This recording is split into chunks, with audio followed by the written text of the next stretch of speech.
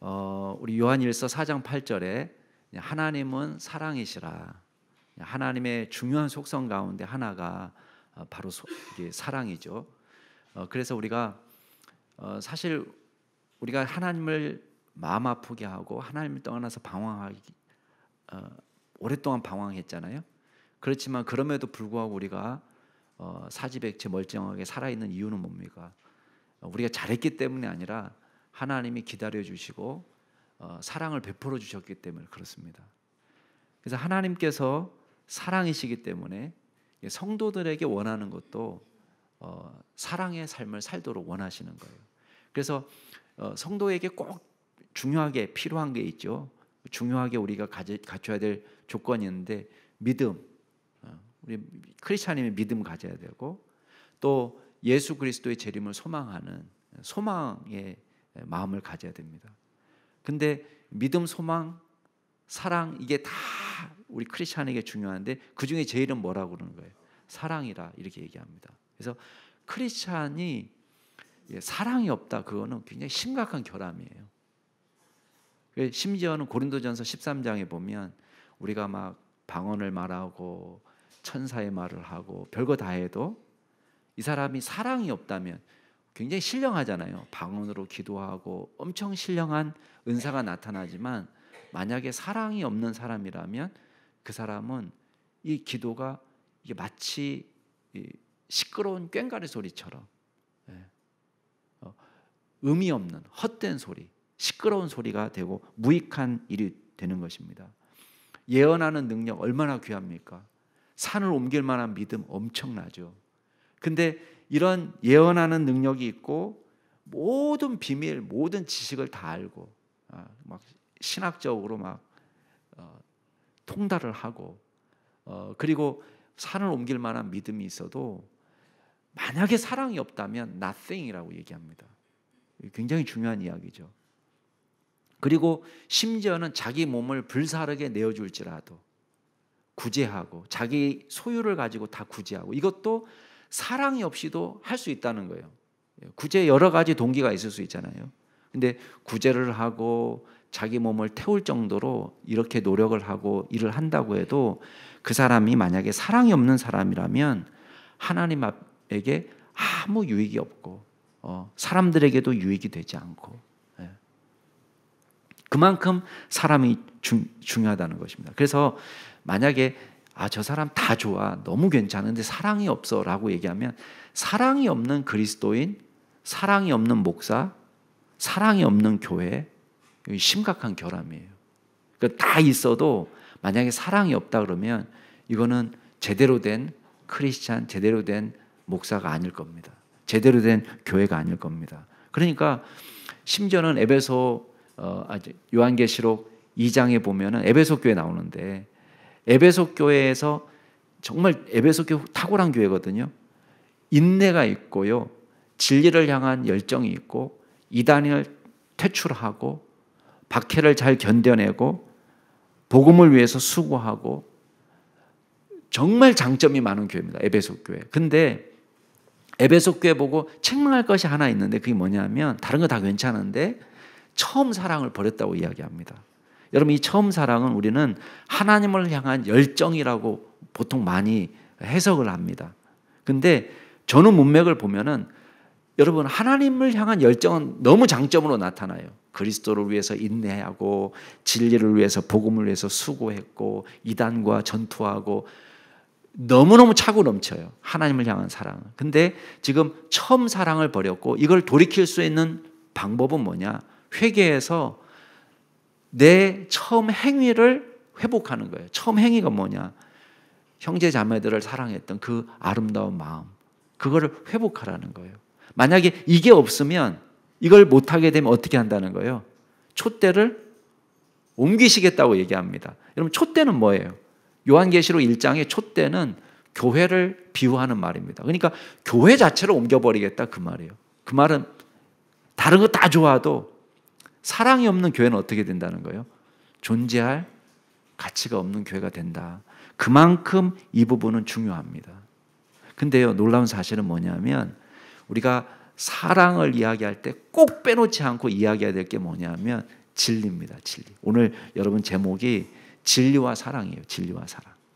근데 교회가 자, 사랑이 중요하고 사랑이 꼭 있어야 됩니다. 이렇게 얘기하는데 이 사랑을 우리는 오해하지 말아야 됩니다. 진리를 빼놓고 사랑을 생각하면 안 돼요. 여러분, 진리는 사랑과 상충되는 개념이 아니라 서로 모순되는 개념이 아니라 사랑한다고 이야기할 때 이 사랑 안에 뭐가 포함이 되냐면 진리의 개념이 반드시 포함이 됩니다. 그래서 고린도전서 13장에 보면 사랑은 오래 참고 뭐 사랑은 온유하며 이렇게 나오잖아요. 근데 그 중에 뭐가 있어요? 사랑은 진리와 함께 기뻐한다는 말이 있어요. 그러니까 내가 사랑합니다라고 이야기할 때 이 진리를 빼놓고 이야기하는 것이 아니라 진리를 함께 추구하는 거예요. 내가 사랑한다고 얘기할 때 진리의 개념은 여기 안에 포함되어 있는 것입니다. 그러니까 사도 요한이 아주 강조한 계명이 있잖아요. 전설에 따르면 사도 요한이 맨날 세워놓고 설교하라고 그러면은 여러분 서로 사랑하십시오. 여러분 서로 사랑하십시오. 이 설교를 자주 했다고 그래요. 그만큼 사랑을 강조하고 요한복음에서도 마찬가지고 요한 1서에서도 마찬가지고 요한 2서에서도 마찬가지고 서로 사랑하라는 말이 빠짐없이 나오는데 똑같은 요한 2서에 뭐라고 나오냐면 만약에 자 이단을 만나면 이단은 어떻게 되냐? 이 교훈, 그리스도의 교훈을 가지 않고 너에게 나아가는 사람이 있다면은 그 사람은 집에 들이지도 말고 인사도 하지 말라. 너무 야박하지 않아요? 집에 들이지도 말고 인사도 하지 말고 그에게 만약에 인사하는 자는 그 악한 일에 참여하는 것이다. 이렇게 얘기해요. 아니 앞에 5절 요한 2서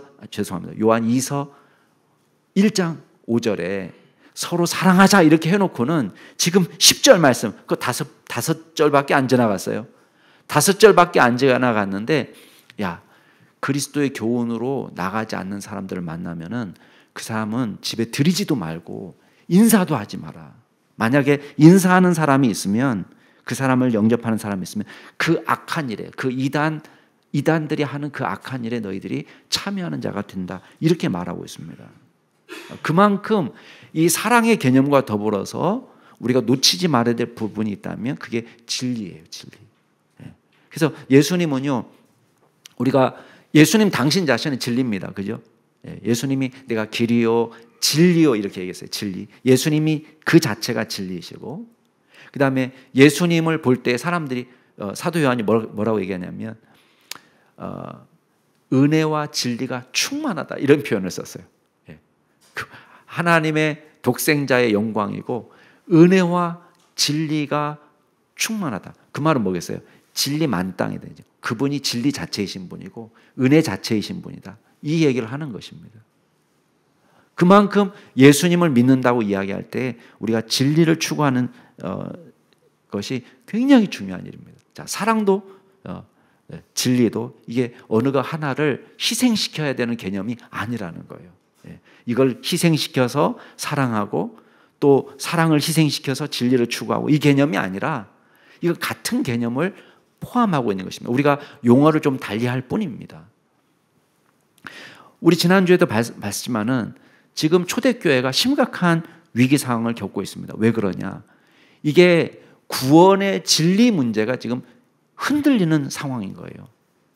일부 예루살렘 교회에 있는 사람들이 주장하기를 이방인도 할례를 받아야지 구원받는다라는 주장을 하기 시작한 거예요. 그러니까 이게 심각한 위기 가운데 있는 것입니다. 여러분 이 위기 가운데서 베드로가 지난주에 반박을 했죠. 여러 가지 이야기를 했지만은 제가 요약해서 설명하면 그거예요. 하나님께서 이방인들을 구원하시기 위해서 나를 선택하시고 나를 보내셨다. 내가 고넬료 집에 가서 복음을 전한 것은 내가 계획한 것도 아니고 내가 의도한 것도 아니고 내 기도의 응답도 아니었다. 하나님께서 나를 선택하시고 나를 그곳에 보내셔서 이방인 선교가 시작이 되었다. 두 번째, 이방인들도 할례 없이 성령 받았다. 우리가 오순절 성령 강림 때 성령 받은 것과 똑같은 성령 받는 역사가 이방인들에게 나타났는데 할례 받지 않고도 나타났다. 그리고 우리가 똑같이 예수를 믿고 죄사함을 받은 것처럼 이방인들도 똑같이 예수 믿고 죄사함을 받았다. 그러니까 만약에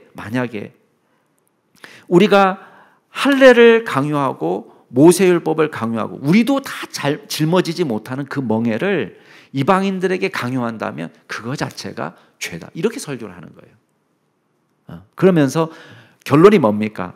베드로의 결론은 우리도 마찬가지고 이방인들도 마찬가지고 오직 주 예수 그리스도의 은혜로만 구원을 받는다. 이 이야기를 한 거예요. 그게 우리 지난주의 말씀이었습니다. 자, 오늘 말씀에서는 뭘 볼 거냐면, 자, 이 베드로의 발언이 끝난 다음에 아직 회의가 끝나지 않았습니다. 이 공유회가 이제 계속 진행되고 있는데, 예루살렘 교회가 이 문제에 어떤 결과를 내놓느냐 하는 과정을 이야기합니다. 그래서 오늘 우리가 세 가지를 볼 건데, 첫 번째는 추가적인 현장의 증거를 볼 거예요. 자, 지금 베드로의 발언을 뒷받침할 수 있는 추가 증거가 있느냐?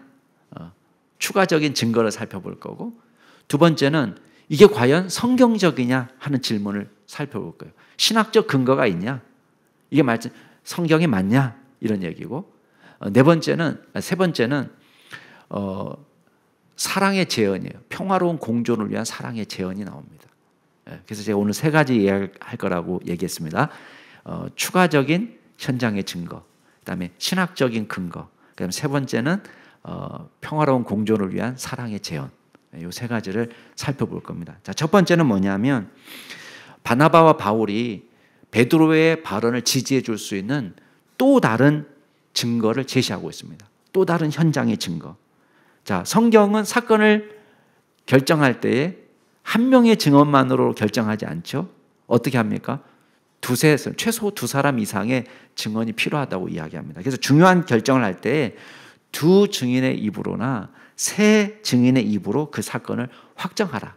신명기 말씀이에요. 그래서 지금 베드로의 증거는 내가 고넬료 집안에 가서 설교할 때에 이 사람들이 할례 받지 않고도 성령 받고 믿고 죄사함을 받았다. 이 사람은 구원받았다. 그러니까 이게 증거다. 근데 바나바와 바울이 보고하는 이야기가 나옵니다. 자, 12절 같이 한번 읽어볼까요? 12절 같이 읽겠습니다. 시작. 온 무리가 가만히 있어 바나바와 바울이 하나님께서 자기들로 말미암아 이방인 중에서 행하신 표적과 기사에 관하여 말하는 것을. 첫 번째 반응은 온 무리가 가만히 있었다 그랬습니다. 여러분, 베드로의 발언에 찍소리 안 했다는 것은 무슨 걸 의미하는 거예요? 암묵적으로 동의했다는 뜻이에요. 아, 그래, 베드로의 말이 옳지. 사실 베드로는 고넬료 사건을 이게 처음 간증하는 게 아닙니다. 이미 옛날에 한번 예루살렘 교회에서 이 문제가 논쟁이 된 적이 있어요. 이방인들이 하나님의 말씀을 받았다, 이 소문이 들리니까 고넬료 전도 이후에 발칵 뒤집혔어요. 물론 다수는 베드로의 사역을 긍정적으로 지지했습니다. 근데 그 중에 할레파 사람들이 베드로를 비난할 때 뭐라고 비난했습니까? 야, 너 이방인 전도했다면서 이거 갖고는 말 못해요. 전도가 나쁜 건 아니니까. 근데 그거 갖고 말 못하는데 엉뚱한 것 가지고 시비를 겁니다. 너 이방인하고 같이 밥 먹었다면서 이렇게 시비를 거는 거예요. 그러니까 이게 하나님의 마음이 아니죠. 그러니까 하나님의 마음이라는 것은 이방인이든 유대인이든 예수를 믿고 하나님의 백성이 되는 것이 하나님의 마음인데, 우리는 하나님의 역사를 반드시 좋아하는 것도 아니에요. 이렇게 시기하고 질투하는 마음이 있으니까 다른 거를 핑계 잡지 못하고 너 이방인하고 밥 먹었다면서. 그때 베드로가 반응했던 것도 똑같습니다. 베드로가 뭐라고 얘기했냐면, 다 잊어버렸겠지만 사도행전 11장에서 뭐라고 얘기했냐면, 다 지난번에 설교했던 겁니다. 뭐라고 얘기했냐면, 성령께서 우리에게 내리신 것처럼 그들에게도 내리셨다. 그 얘기를 했고, 내가 하나님이냐? 아니, 하나님이 성령 주시는데 내가 하나님이냐? 내가 누구에게 하나님의 일을 능히 맡겠냐? 이렇게 얘기했습니다. 여러분 보세요. 더럽고 냄새나는 우리 가운데 성령님이 오셨어요. 거룩하신 하나님이 이방인들에게도 오셨어요. 그럼 뭘 금할 수 있겠습니까? 더럽고 추하고 구원받기에 적합하지 않은 이방인들에게 성령이 오셨다면 무엇으로 금할 수가 있겠어요? 어떤 터부가 있을 수 있겠습니까? 아무것도 없다는 거예요. 그러니까 베드로는 이방인들과 같이 밥 먹어도 아무 상관이 없는 거예요. 왜? 하나님의 영이 임했는데 이 사람이 하나님이 내 더러워 나 쟤한테 가지 못하겠다. 하나님이 그렇게 하지 않으셨는데 왜 우리가 저 사람 우리 저 사람한테 가지 못한 그럴 사람이 누가 있겠냔 말이에요. 지금 그 얘기를 하는 거예요. 그러면서 베드로가 간증할 때 사람들이 뭐라고 얘기했냐면 그때도 잠잠했어요. 다 입 다물고 나중에 이 사람들이 찬양하면서 야 하나님이 이방인에게도 생명을 얻는 회개를 주셨다. 이렇게 고백을 했습니다. 그러니까 이게 다 정리된 줄 알았어요.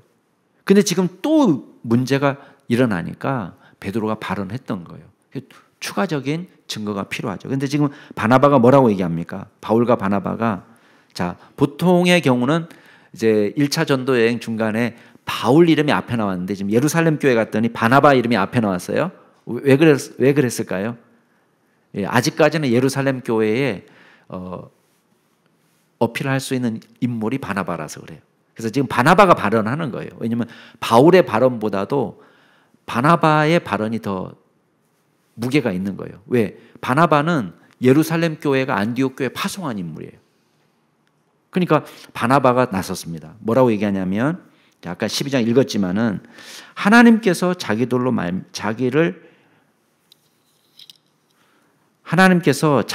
말미암아 이방인 중에서 행하신 표적과 기사에 관하여 말하는 것을 듣더니 이렇게 얘기합니다. 보세요. 바울과 바나바가 지금 고백한 건 뭐냐면 하나님께서 우리를 통해서 이방인 중에서 표적과 기사를 행했습니다. 이 보고를 지금 하고 있는 거예요. 우리가 1차 전도여행 기간 동안에 어떤 표적과 기사가 일어나는지 다 알고 있습니다. 그렇죠? 예. 제일 어려운 사람이 누구였습니까? 처음 시작할 때 구부로 섬에서 아니 이 서기오 바울을 전도하려고 할 때 바보의 그 총독이었단 말이에요. 근데 누가 반대했어요? 유대인 거짓 선지자가 반대를 했어요. 이 사람 마술사인데 나름대로 기적을 일으키는 것처럼 보이면서 반대를 하는데 그때의 바울이 어떤 기적을 행했습니까? 예, 이 바 예수를 꾸짖어 가지고 눈이 머는 기적이 일어났어요. 그러니까 서교 바울이 이 모습을 보고는 예수를 믿게 된 거예요. 가는 데마다 이적이 일어납니다. 여러분 이고니온도 만만치 않았습니다. 얼마나 박해가 심한지 유대인들이 쫓아다니면서 방해를 하니까요. 선교 현장에 이 기적이 일어날 수밖에 없어요. 왜 그런지 아십니까? 정상적인 상황으로는 예수 믿기 힘든 상황이니까. 그러니까 바울을 통해서 기적이 일어나는 거예요. 제가 늘 강조하지만 우리 크리스찬들이 기적 자체를 추구할 필요가 없습니다. 왜냐하면 기적이라는 것은 우리가 일할 때 자연히 따라오는 거예요. 기적을 주옵소서 이렇게 하는 것이 아니라 우리가 주의 말씀에 순종해서 일을 할 때에 기적은 일어나는 것입니다. 그러니까 이고니온에서도요 바울과 바나바를 통해서 많은 표적과 기사가 일어났습니다. 우리가 잘 아는 기적은 또 뭡니까? 루스트라에서 일어난 기적. 나면서 안전병이 되어서 한 번도 걸어본 적이 없는 사람이 치유되는 사건이 일어난 것입니다. 이게 표적과 기사예요. 그러니까 지금 바울이 이 간증을 계속 하는 거예요. 여러분 할례하고 아무 상관없이 이방인 선교 현장에서 일어난 사건들을 지금 이야기하는 것입니다. 여러분 오늘 이 말씀을 통해서 우리가 알 수 있는 게 뭡니까? 자 보세요. 진리는요 반드시 현장에서 열매를 맺습니다. 여러분이 예수 그리스도께서 우리의 구원자시고 진정한 삶의 주인이시라는 것을 간증할 때에 열매는 나타나게 되어 있습니다. 표적과 기사는 나타나게 되어 있습니다. 그래서 수많은 기적들이 우리 선교 현장에서 나타나는 거예요. 선교 현장에서 차고 넘치는 기적이 뭡니까? 여러분, 유대인이라고 해서 할례 받았다고 해서 할례가 유대인들을 거룩하게 만드는 게 아닙니다. 여러분, 할례가 유대인들을 신앙인으로 만드는 게 아닙니다. 여러분, 우리 믿음의 가정에서 나는 사람도 있고 오래 교회 안에서 신앙생활하는 사람도 있지만 어떤 종교 의식이 여러분을 거룩하게 할 수 있습니까? 한번 여러분 생각해 보세요. 어떤 종교 의식이 여러분을 거룩하게 할 수 있습니까? 세례가 여러분을 거룩하게 할 수 있나요? 여러분, 세례 행위 자체가 우리를 거룩하게 하는 게 아닙니다. 무엇이 여러분을 거룩하게 할 수 있습니까? 예. 내가 모태신앙으로 태어났다는 것 자체가 여러분을 거룩하게 만드는 건가요? 아니에요. 그게 우리를 거룩하게 만드는 게 아닙니다. 반대의 증거들은 차고 넘칩니다. 여러분, 이방인 선교 지역에서 할례를 통하지 않고서도 성령의 역사가 나타나고 성령 받고 주님을 알게 되고 주님을 주로 고백하고, 여러분, 이게 맨정신에 가능하냐 말이에요. 여러분, 처음부터 예수님을 나의 주로 영접하고 태어났습니까? 아닙니다. 아무리 모태신앙이라도 내 스스로 믿음을 결단해야 되는 순간이 오는 것입니다. 그래서 구원을 위해서 꼭 필요한 의식, 꼭 필요한 의로운 행위는 없습니다. 우리의 행위로 우리가 구원받는 게 아닙니다. 저와 여러분에게 차고 넘치는 건 뭡니까? 주 예수의 은혜가 차고 넘치는 거예요. 그래서 우리가 예수를 믿고 의지하는 것 말고 다른 구원의 길이 없는 줄로 믿으시기 바랍니다. 이게 현장이 우리에게 말해주는 거예요. 자, 두 번째 우리에게 중요한 것은 신학적 근거입니다. 야고보는 이방인 구원에 대한 성경적 근거가 있느냐? 정말 할례를 받지 않고도 이방인에게 구원이 임한다는 성경적 근거가 있느냐? 이걸 지금 입증하고 있습니다. 여러분, 문제가 생겼을 때 우리가 들어가야 될 것이 어디냐면 성경으로 돌아가야 돼요. 성경으로. 왜 그렇습니까? 주관적 체험은 다 할 수 있습니다. 우리가 꿈을 꿀 수도 있고 환상을 볼 수도 있고 음성을 들을 수도 있고 다 할 수 있습니다. 그러나 이 주관적 체험은 반드시 뭐를 거쳐야 되냐면 객관적인 하나님의 말씀의 검증을 거쳐야 돼요. 그러니까 기록된 하나님의 말씀과 맞느냐 틀리냐를 검증해야 됩니다. 만약에 기록된 말씀과 어긋나면 우리가 헛것을 본 거예요. 우리가 헛것을 들은 것입니다. 그래서 우리가 반드시 기록된 말씀 너머로 넘어가지 말아야 돼요.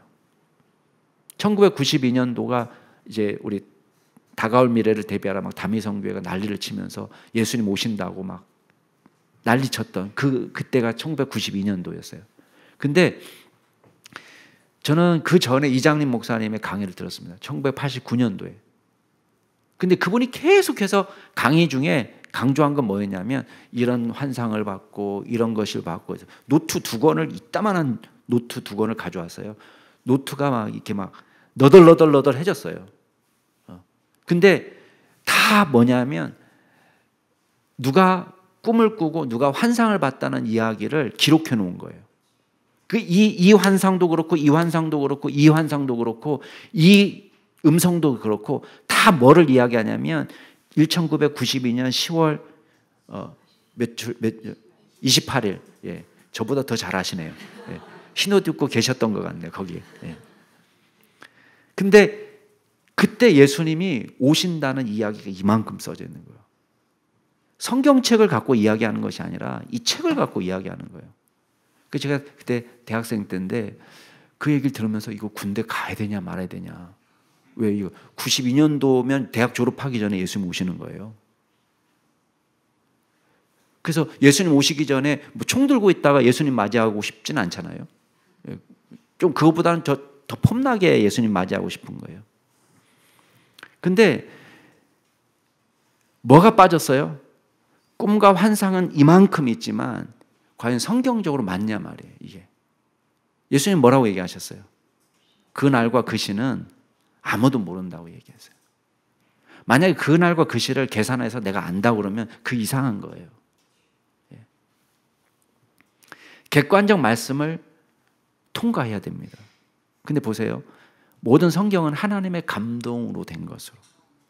그러니까 하나님의 말씀이라고 우리가 성경을 믿는 거예요. 우리 기독교인은 그걸 전제로 합니다. 인간의 말로 받아들인 것이 아니라 예언은 뭘로 받아들인 거예요? 예언은 언제든지 사람의 뜻으로 낸 것이 아니고 하나님의 성령의 감동하심을 받은 사람들이 하나님께서 받아 말한 것이다. 우리가 이걸 믿기 때문에 객관적인 기록된 하나님의 말씀에 비추어서 생각해 봐야 돼요. 그러니까 야고보는 이걸 제시하는 거예요. 자, 보세요. 13절, 14절 같이 한번 읽어볼까요? 시작. 말을 마침에 야고보가 대답하여 이르되 형제들아 내 말을 들으라. 하나님이 처음으로 이방인 중에서 자기 이름을 위할 백성을 취하시려고 그들을 돌보신 것을 시몬이 말하였으니 선지자들이 말씀이 이와 일치하도다 기록된 바. 자, 보세요. 시몬은 여기서 누구냐면 베드로예요. 베드로의 발언을 이야기하면서 베드로의 발언을 내가 지지한다 라고 말합니다. 근데 참 재미있는 것은 이 사람이 사용한 언어가 흥미롭습니다. 야고보가 그냥 얘기하는 게 아니라 하나님이 처음으로 이방인 중에서 자기 이름을 위할 백성, 자기 이름이라는 것은 하나님의 이름을 위할 백성, 쉽게 말하면 하나님의 이름으로 일컬어질 백성, 하나님의 이름으로 저 사람 하나님 백성이야 라고 할 만한 백성을 취하시려고 할 때 이 백성이란 말은요, 우리는 그냥 단순히 피플이지만 영어로 번역하면 그냥 피플이고 우리는 그냥 백성 이렇게 얘기하지만 이 용어는 이스라엘 백성들을 향한 용어예요. 그러니까 이방인들을 향해서 이 말을 쓰지 않아요. 이 말을 쓸 때는 누구를 얘기하냐면 하나님의 언약 백성을 이야기할 때 이 말을 써요. 하나님의 자손이란 뜻이에요. 그러니까 지금 이방인을 불러서 뭐라고 얘기하는 거예요? 예, 하나님의 이름으로 일컬음을 받는 백성이라고 이야기하고 있는 거예요. 이방인들을. 또 재밌는 것은 취하시려 그들을 돌보신 것을 시몬이 말했다. 여기서 돌보다는 단어도요, 어떤 단어냐면 하나님께서 이스라엘 백성들을 돌아보셨다, 살피셨다 할 때 쓰는 단어예요. 그러니까 이게 단순히 중립적인 단어가 아니라 이 단어는 이스라엘 백성들한테 어떻게 익숙한 단어냐면 하나님께서 우리를 돌봐주셨다 할 때에 익숙한 표현이에요. 그래서 출애굽기에 애굽에서 고통과 신음 가운데 있을 때에 하나님께서 이스라엘 백성들을 돌보셨다 할 때 이 단어가 사용됐어요. 이스라엘 백성들에게만 쓰는 단어. 근데 이 표현을 지금 유대인들은 너무 익숙한 표현인데 지금 이방인 보고 하나님의 백성이라고 이야기하고 하나님께서 그들을 돌봐주셨다, 우리처럼 이런 의미를 지금 사용하는 거예요. 그러면서 선지자들의 말씀하고 이게 딱 맞다 이렇게 얘기하는 거예요. 자, 선지자들의 말씀은 뭐예요? 16절부터 18절까지 한번 읽어보겠습니다. 시작. 이후에 내가 돌아와서 다윗의 무너진 장막을 다시 지으며 또 그 허물어진 것을 다시 지어 일으키리니 이는 그 남은 사람들과 내 이름으로 일컬음을 받는 모든 이방인들로 주를 찾게 하려 함이라 하셨으니 즉 예로부터 이것을 알게 하시는 주의 말씀이라 함과 같으니라. 아멘. 자, 이 말씀을 어느 거 인용이냐면 아모스서 9장 11절 12절 인용이에요. 물론 나중에 보겠지만 아모스만 이방인 구원을 예언한 건 아니에요. 지금 대표적으로 아모스를 인용할 뿐이에요. 근데 지금 야고보가 인용하는 이 구절을 보면은 물론 여러분이 나중에 구약 성경을 찾아보면 여러분이 알고 있는 그 구약 성경하고 100% 딱 일치된 번역은 아니에요. 왜냐하면 지금 야고보가 인용하는 성경은 히브리어 성경에서 이제 헬라어로 번역된, 우리는 70인 번역본이라고 얘기하는 70인 역이라고 하는 거 여러분 들어보셨죠? 그 70인 역에서 지금 따오고 있어요. 그러니까 우리가 알고 있는 그 아모스 9장의 히브리서 말씀에 조금 문자적으로 몇 개 틀린 게 있습니다. 그러나 그건 중요하지 않아요. 왜냐하면 의미상으로는 딱 맞는 말이에요. 근데 여기서 강조하고 있는 건 뭐냐면, 자, 16절 한번 보세요. 사도행전 15장 16절에 보면 내가 돌아와서 다윗의 무너진 장막을 다시 지으며 또 그 허물어진 것을 다시 지어 일으키리니. 자, 오해하지 마세요. 여기서 다윗의 장막이 회복된다는 것은 이제 뭐 찬양팀도 있지만, 다윗의 장막이라는 찬양팀도 있지만 어떤 단순한 어떤 성전을 회복하는 것, 그걸 말하는 게 아닙니다. 그분들은 이제 무너진 성전을 회복하는 그런 의미로 사용하지만 여기서 무너진 다윗의 장막을 다시 일으킨다는 것은 다윗 왕조의 회복을 의미하는 거예요. 나라가 지금 망했잖아요. 근데 하나님께서 다윗의 왕조를 회복시키시고, 이건 누구를 통해서 이루어졌어요? 예수님을 통해서 이루어진 거예요. 그러니까 다윗이 나라가 쫄딱 망했는데 그 나라가 다시 회복되고 그 영토로 편입되는 사람들이 생기는데 그게 누구냐? 17절에 보면은 그 남은 사람들과 내 이름으로 일컬음을 받는 모든 이방인들로 주를 찾게 하려 함이라. 자, 이 사람들이 단순히 다윗의 나라로 돌아오는 정도가 아니라 또 다윗의 나라가 이 사람들을 침략해서 정복하는 정도가 아니라 이 이방인들이 어떤 일이 벌어지느냐? 주를 찾게 되는 일이 벌어진다는 거예요. 이 사람들도 하나님의 백성이 되어서 주님을 예배하고 주님을 섬기는 시대가 오게 된다라고 이야기하고 있습니다. 놀라운 일이죠. 근데 이 일을 이야기하면서 18절 보면은 이것을 알게 하시는 주의 말씀이라. 이 말은 뭐겠어요?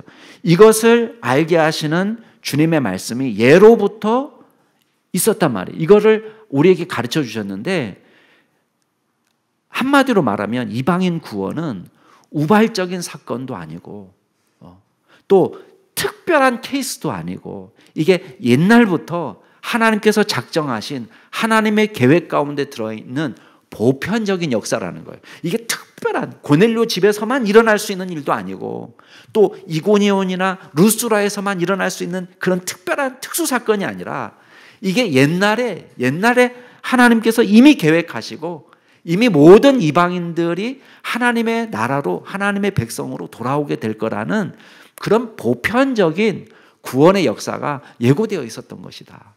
그 얘기를 지금 하는 것입니다. 이게 성경적 근거가 있다는 거예요. 그러면서 아모스서를 인용하지만 선지자의 글 이렇게 얘기하지 않고 뭐라고 얘기하고 있습니까? 선지자들이라고 이야기하고 있어요. 그 말은 뭐겠어요? 이 예언을 한 사람이 한 사람이 아니라 여러 사람이 이 이야기를 하고 있다. 그래서 여러분 우리가 구약의 성경을 보면 뭐를 알 수 있습니까? 여러분 이사야 2장이 뭐라고 얘기합니까? 만민들이 그곳으로 몰려온다라고 이야기하고 있습니다. 이사야 11장 보면 뭐라고 되어 있습니까? 열방이 그에게로 돌아올 거다. 이새의 뿌리에서 한 싹이 나서 만민이 들 깃발처럼 만민이 들 깃발처럼 세워진단 말이에요.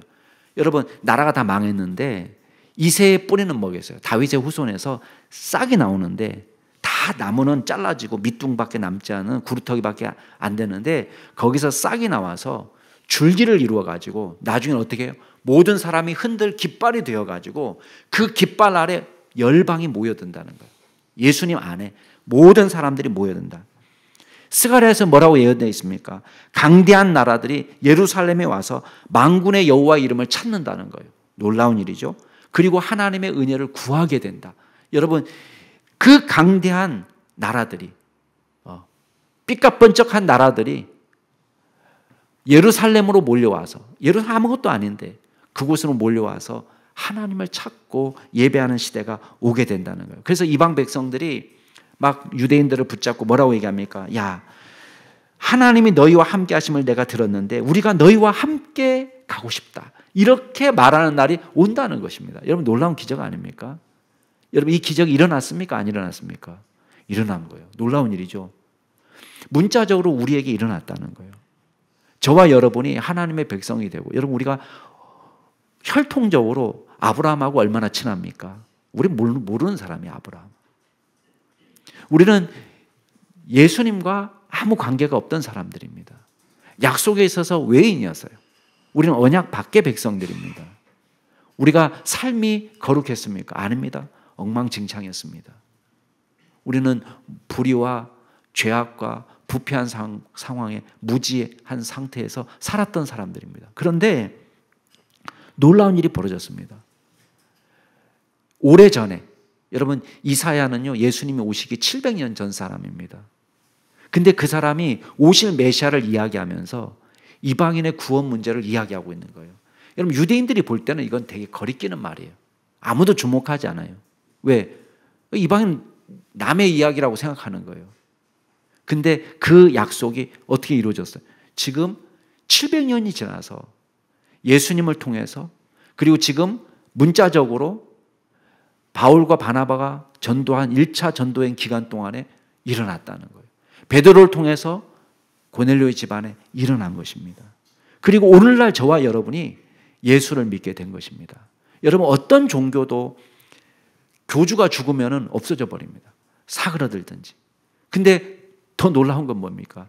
예수님이 십자가에 달려 돌아가실 때는 다 도망갔던, 제자들까지도 다 도망갔던 아무 힘도 없는 무력하게 죽은 그냥 평범한 사형수. 근데 여러분 그 예수께서 부활하신 이후에 부활하신 주님을 만났다는 사람이 500여 정도가 됐어요. 500여 명. 여러분 500여 명이 큰 단체입니까? 아니에요. 작은 단체입니다. 근데 오히려 예수님은 부활하시고 40일 동안 머무시다가 승천하셨어요.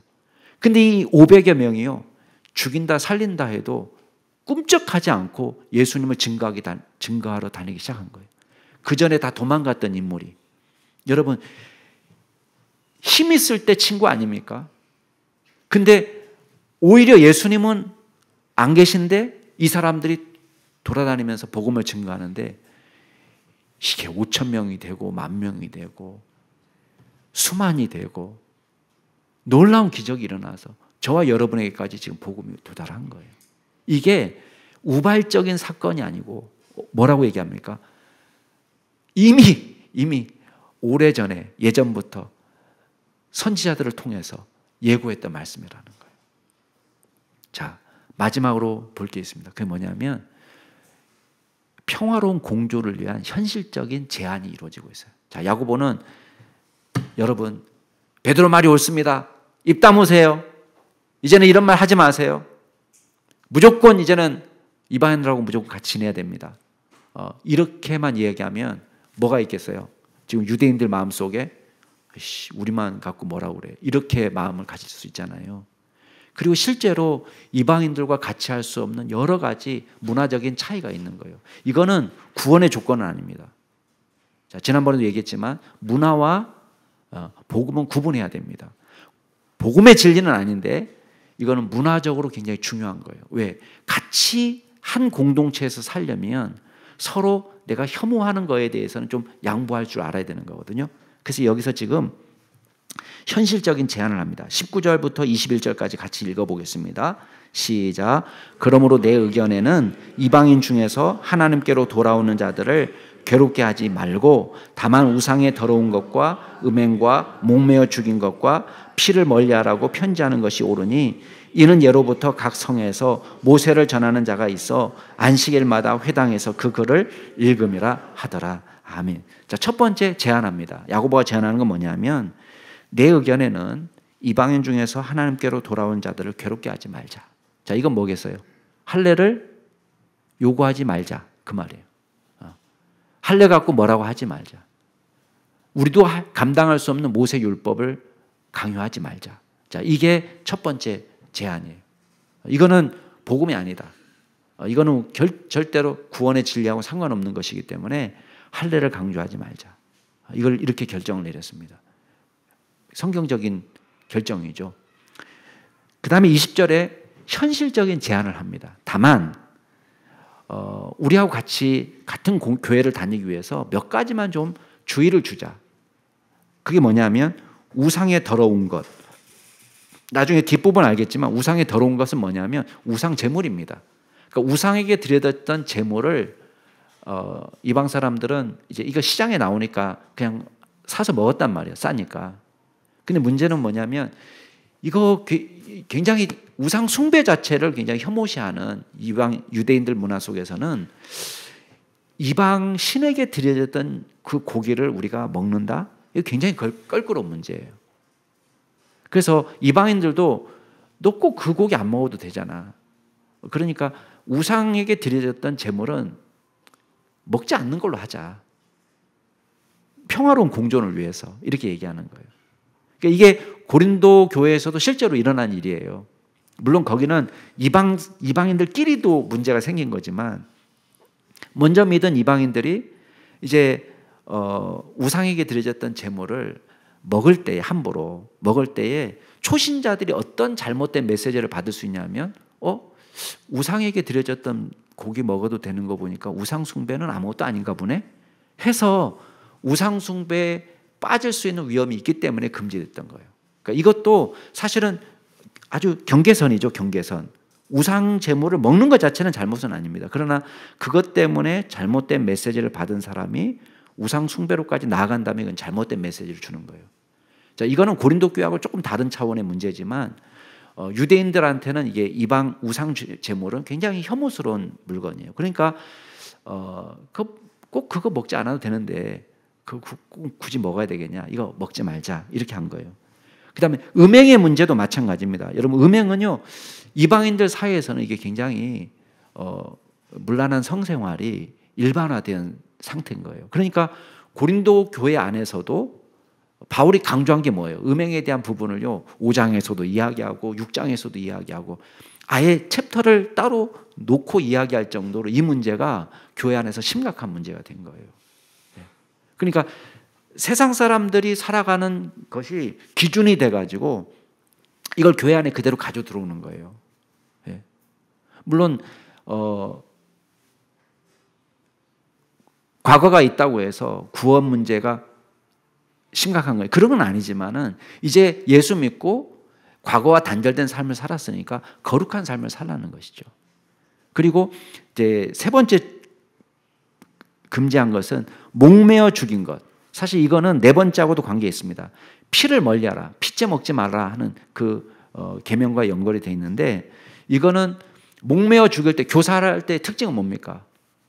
교살, 목매어서 죽이면 피를 머금잖아요. 고기가 피를 흘려서 잡은 게 아니고 옛날 우리 지금은 이제 법으로도 금지됐지만 우리가 게 잡아 먹던 시대에 막 목매달아 놓고 막 두들겨 패고 그랬잖아요. 고기가 맛있어진다고.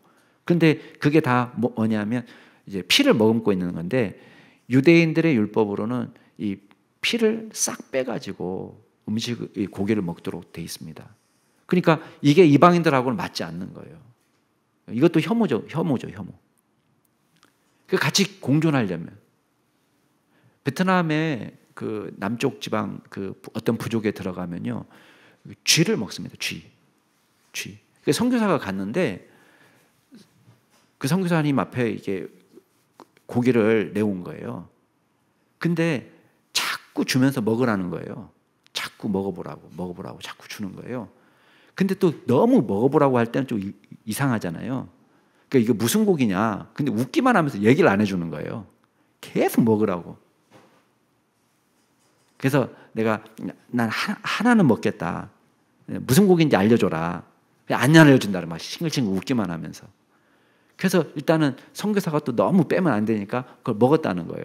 나중에 얘기해 주는데 그 쥐고기라고 얘기해 주는 거예요. 그러면서 막 좋아하는 거예요. 이 사람들도 한국 사람들이 쥐 먹는 거 싫어하는 거를 아는 거죠. 왜냐하면 베트남 사람들도 다 쥐 먹는 건 아니니까. 근데 일부 부족이 이제 자기네 쥐를 먹는데 자기네 말로는 이건 뭐 깨끗한 쥐고 뭐 논에서 이제 쌀만 먹는 쥐고 막 이렇게 이제 아무리 얘기를 해도 여러분 같으면 좋겠습니까? 어떻게 쥐 잘 드실 자신이 있나요? 네. 자, 이거는 구원의 문제는 아니에요. 근데 뭐죠? 내가 그 부족에 갈 때마다 내가 쥐를 먹어야 된다고 생각하면 어떻게 되겠어요? 그 사람들하고 원만하게 교제하기가 쉽다, 어렵다? 쉽다? 쉬우신 분들은 좀 가서 좀 쥐고기를 많이 드시고 오시면. 네. 어려운 거예요. 그러니까 그 사람들은 아무렇지 않은 거예요. 그 사람들 이게 깨끗한 건데 이렇게 얘기하는 거예요. 근데 아무리 깨끗하다고 얘기하고 아무리 뭐 우리가 잘 요리했다고 그러고 그렇지만 그렇잖아요. 저도 한동안 족발 먹는 거, 돼지 족발 먹는 거 상당히 어려웠거든요. 왜 그러냐면 저는 어렸을 때 우리 돼지 키웠단 말이에요, 집에서. 근데 돼지 발 요 발 생각하면은 자꾸 이제 꾸정물 찔뻑찔뻑한 거 짚고 다녔던 그 발이 생각이 나는 거예요. 그래서 지금도 저는 이제 족발은 잘 안 먹으려고 하는데, 예, 예, 찔뻑찔뻑. 그리고 옛날 제주도 또 화장실 유명하잖아요. 예, 여러분 다 들어보셨죠? 저도 그 화장실에 있었거든요. 무섭지만은 몽둥이 하나 들고 들어가면서 이놈 돼지새끼 가까이 오지 못하게 막 그런 거예요. 이게 평화로운 공존을 위한 사랑의 재현인 거예요. 이게 진리를 포기하진 않지만 동시에 문화적으로 분리할 수밖에 없는, 분리치로 고통스러워할 수밖에 없는 유대인들을 배려한 합의점을 도출한 것입니다. 자, 사랑하는 성도 여러분, 오늘 우리가 뭘 공부합니까? 예, 현장에 증거가 있어요. 신학적인 근거가 있습니다. 우리가 성경으로 돌아가야 돼요. 근데 동시에 우리가 기억해야 될 게 뭐냐면 이 사랑과 진리가 서로 모순된 개념이 아니기 때문에 우리가 구원의 진리를 희생시키면서 사랑하자는 것은 잘못된 것이라는 거예요. 그래서 진리는 영혼의 구원 문제와 관련이 있기 때문에 굉장히 중요한 것입니다. 우리는 절대 진리를 포기해서는 안 됩니다. 그리스도 외에 다른 구원의 방도를 제시하는 것은 이단입니다. 그리스도보다 다른 것을 앞세우는 행위입니다. 그리스도께서 해결하지 못하는 저주가 있나요? 그리스도께서 해결하지 못할 저주를 풀 수 있는 다른 인간의 방법이 있습니까? 없습니다. 어떤 행위, 어떤 종교의식도 구원을 완성시키는 게 아닙니다. 여러분, 그리스도 외에 다른 구원의 길이 없다는 사실을 믿으시기 바랍니다. 이것이 진리입니다. 이것이 희생되면 안 됩니다. 그러나 동시에 우리가 하나됨을 위해서 상대방의 문화를 존중하는 것은 얼마든지 가능한 거예요. 이게 배려와 존중입니다. 그래서 우리가 공동체 안에서 하나 되기 위해서 구원의 진리는 우리가 사수해야 되지만 그 외에 사소한 부분에 있어서는 양보하고 배려하고 존중하는 믿음을 가져야 되겠습니다. 예수님은 은혜와 진리가 충만하신 분이십니다. 동시에 예수님은 사랑이십니다. 저와 여러분이 예수님처럼 사랑과 진리를 추구하는 균형 잡힌 믿음의 삶이 되시기를 주의 이름으로 축복합니다. 같이 한번 기도하겠습니다.